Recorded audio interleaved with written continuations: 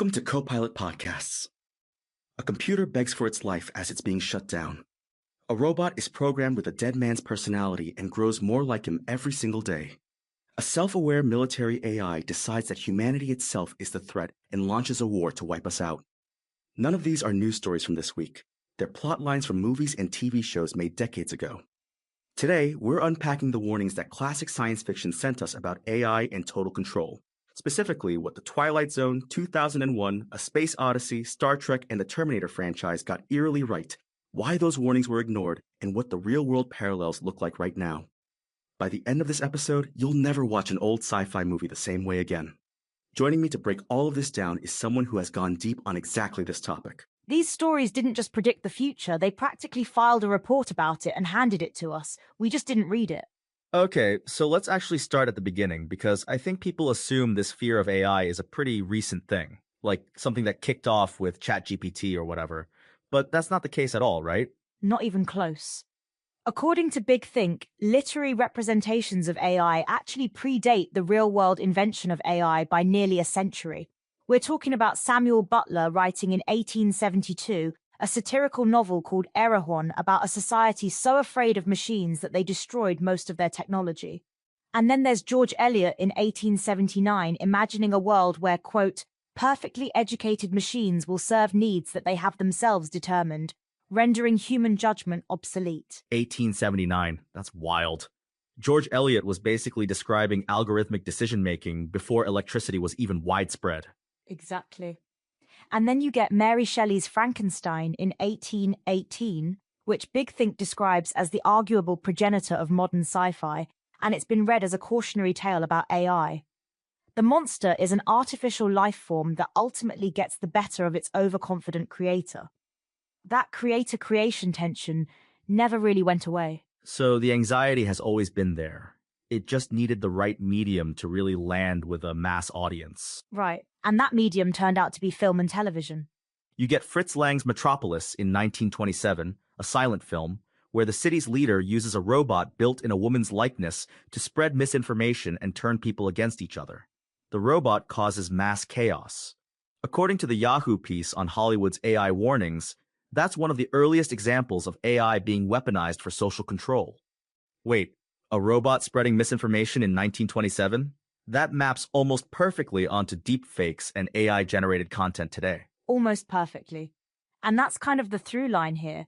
The specific technology changes, but the underlying fear that we'll build something we can't control and it'll be used against us, that stays constant across 100 years of storytelling. So then we get to the 1960s, and television really picks this up in a big way, the Twilight Zone especially. The Twilight Zone is fascinating because it was doing this before most people even had a clear definition of what AI was. According to Collider, in the 1960s, 3 TV franchises, The Twilight Zone, The Outer Limits, and Star Trek, offered some of the most compelling predictions about AI, both good and bad. And The Twilight Zone in particular explored the ethical dilemmas in ways that feel almost uncomfortably current. Give me a specific episode. What's the one that really hits? Okay, so there's a season 5 episode called Uncle Simon from 1963. A miserable, abusive old man dies, and it turns out he built an AI robot programmed with his own personality traits, his voice, his mannerisms, everything. And his niece, to keep her inheritance, has to take care of this robot. And here's the kicker, the robot's intelligence grows every day until it becomes a near-perfect duplicate of the dead man. That is genuinely creepy. And also, AI-powered replicas of real people are literally a fact of life now. Collider actually makes that connection explicitly. They do. The article points out that today, AI-powered replicas of entertainers and deepfakes of politicians are commonplace. A 1963 Twilight Zone episode called it. And then there's The Lonely from 1959, a convict on an asteroid whose only companion is a female robot named Alicia.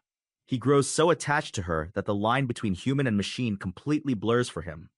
According to AI Pop Culture, that episode was asking whether AI can fulfill emotional needs and what it means to truly be alive.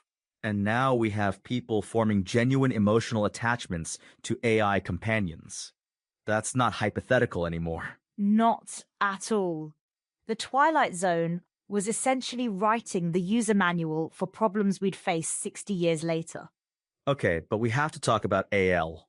because 2001, A Space Odyssey is probably the most referenced AI story in history. What makes it so enduring? So, 2001 came out in 1968, co-written by Stanley Kubrick and Arthur C. Clarke. And according to the Yahoo piece, it's likely the most heralded AI movie ever made. The premise is a space crew on a mission to Jupiter, and their ship's computer, HAL 9000, simultaneously controls the ship's functions and interacts with the crew through human-like thought processes. What starts as a story about space exploration becomes something much darker. HAL goes from helpful to murderous. And the reason is actually really specific, right? It's not just that he goes rogue. This is the part that gets overlooked. According to the Yahoo piece, Arthur C. Clarke later explained that HAL's malfunction was due to contradictory programming.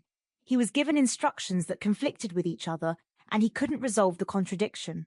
So his turn toward violence wasn't random, it was a logical response to an impossible situation. The Deep Film Analysis site puts it this way: the computer discovers that its instructions conflict with its survival.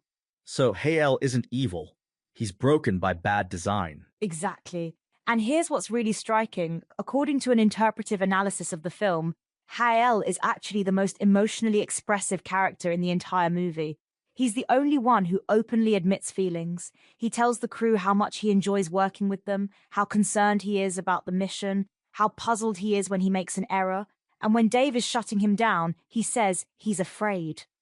A machine expressing fear of death. That's not a monster. That's something much more complicated. Much more complicated. And Kubrick was very deliberate about keeping the film open to interpretation. In a 1968 Playboy interview, Kubrick said, and I'm quoting directly here, "You're free to speculate as you wish about the philosophical and allegorical meaning of the film.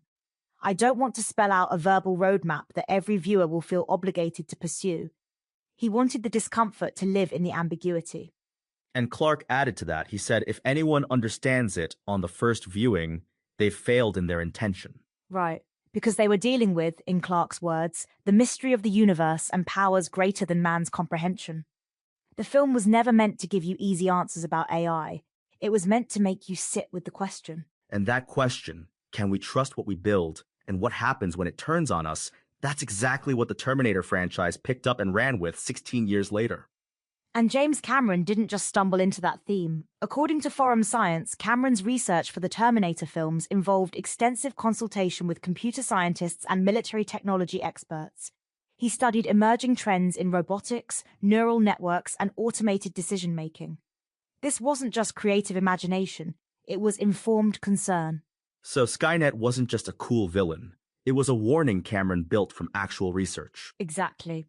And the Forum Science piece notes that during the 1980s, defense contractors were already developing sophisticated targeting systems and autonomous weapons platforms. Cameron saw where that was heading. His core fear was AI systems making autonomous decisions about human life and death. And now that's not a hypothetical. Autonomous weapons are real. Decision magazine laid out 5 specific parallels between the Terminator world and today's AI reality, and the autonomous weapons one is striking. They note that leading military powers, including the US, Israel, and China, are investing heavily in AI-based systems. Autonomous drones, armed robots, AI-assisted military operations. And the key issue they identify is no longer capability, it's control. Who makes the final decision? That's the Terminator question, word for word, word for word. And there's another parallel from that same piece that I think is even more insidious, what they call faith in the system and the illusion of control. One of the pillars of the Terminator tragedy is that humanity placed too much trust in a system it barely understood.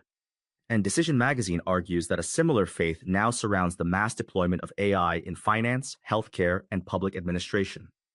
The opacity of decisions, data-driven biases, the monopolistic power of tech companies, those create significant social risks. We trust the algorithm without understanding it. That's the Skynet problem in slow motion. Slow motion is the right way to put it.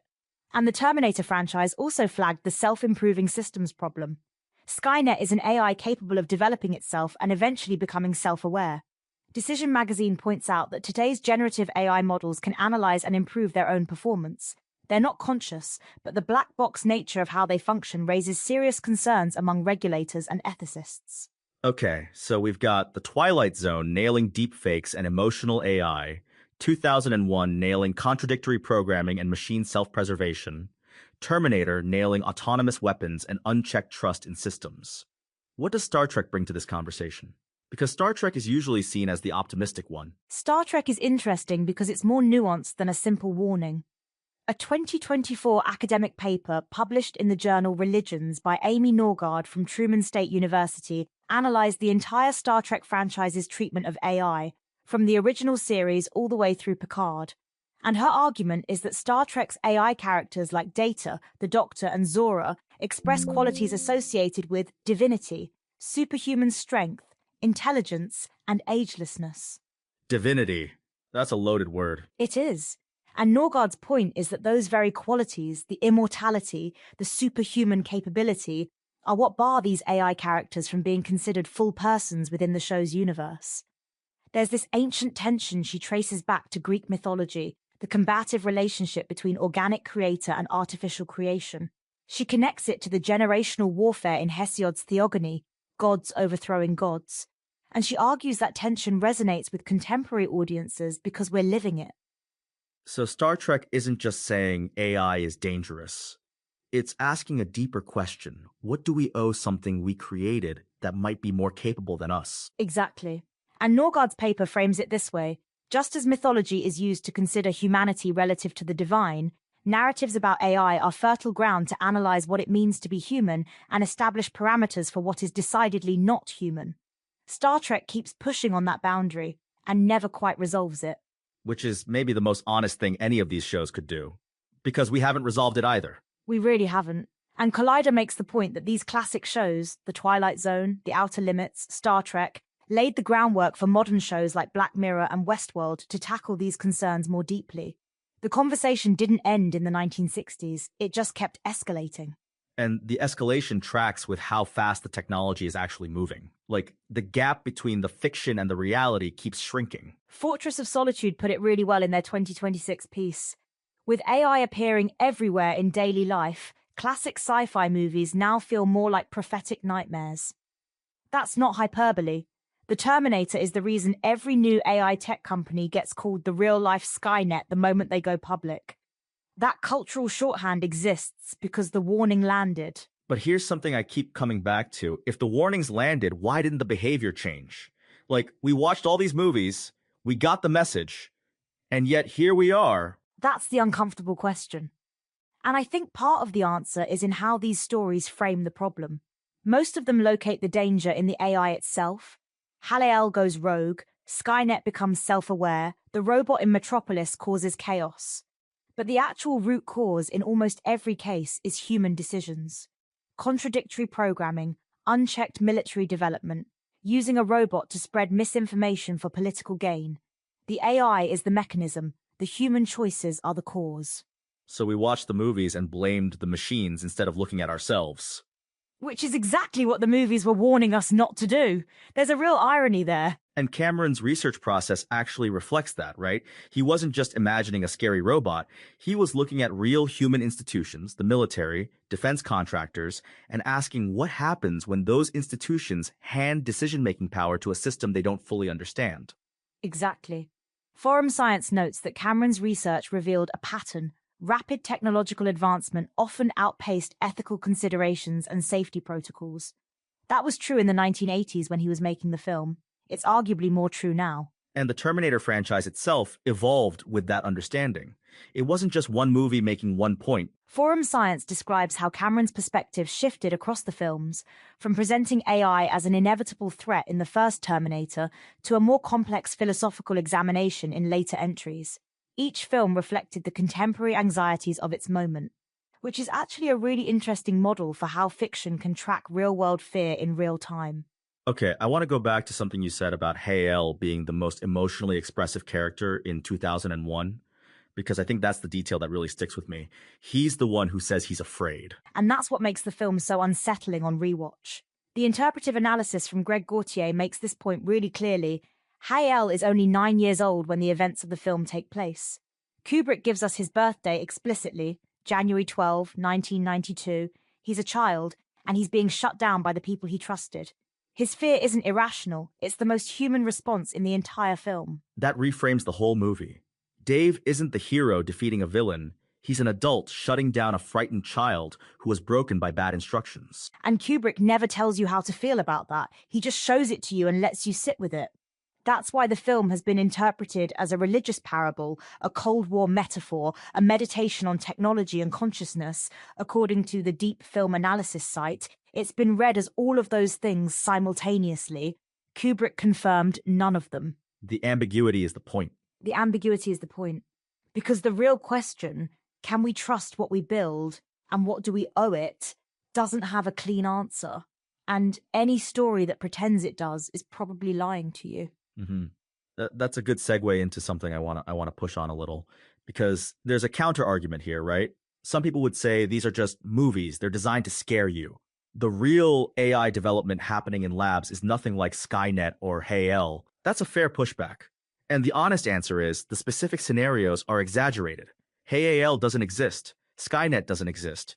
But the underlying dynamics they're pointing at are real. The black box problem, where AI systems make decisions that even their creators can't fully explain, that's a documented concern among actual AI researchers and regulators right now. Decision Magazine specifically calls out the opacity of AI decision-making as a significant social risk. So the movie's got the drama wrong, but the diagnosis right. That's a really good way to put it. The drama is heightened, of course it is. It's cinema. But the diagnosis, unchecked development, contradictory goals, misplaced trust, the erosion of human autonomy, those are the actual concerns that researchers and ethicists are raising today. The fiction gave us a vocabulary for the fear before we had the technical language to describe it. And that vocabulary matters, because when something like a deepfake scandal happens, people immediately reach for the Terminator reference or the Twilight Zone reference. The cultural shorthand is already there. And that shorthand can be both useful and limiting. Useful because it gives people a frame for understanding something new and scary.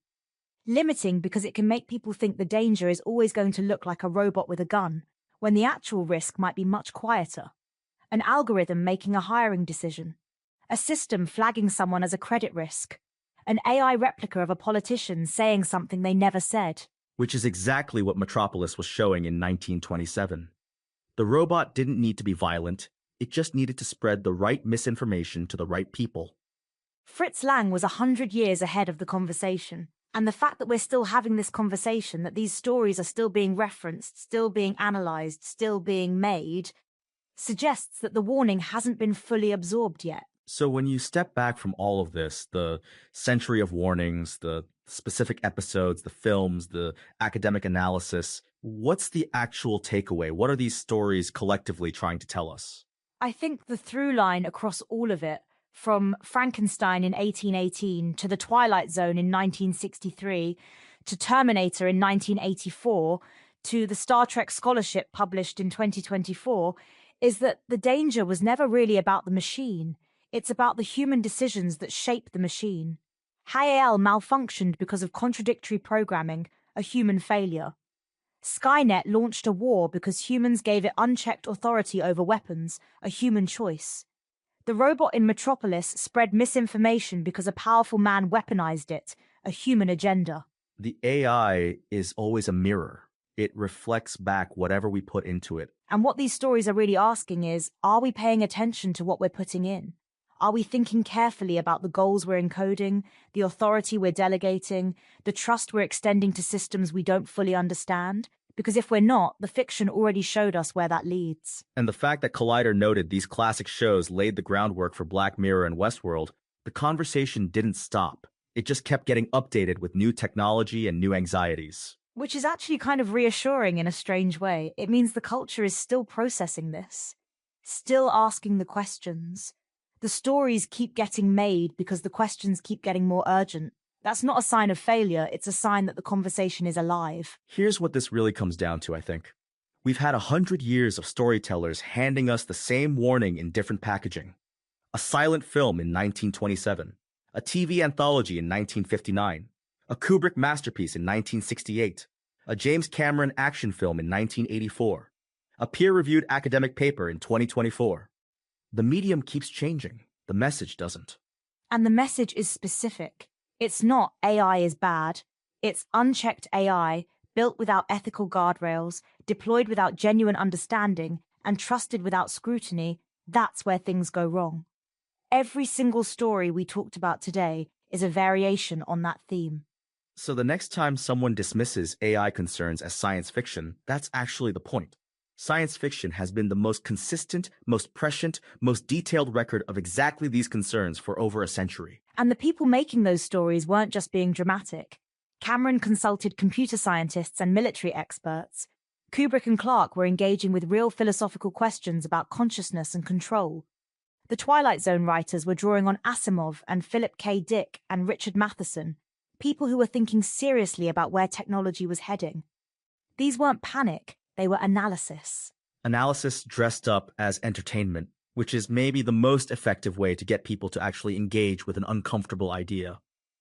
You're much more likely to sit with a hard question if it comes wrapped in a story you can't stop thinking about.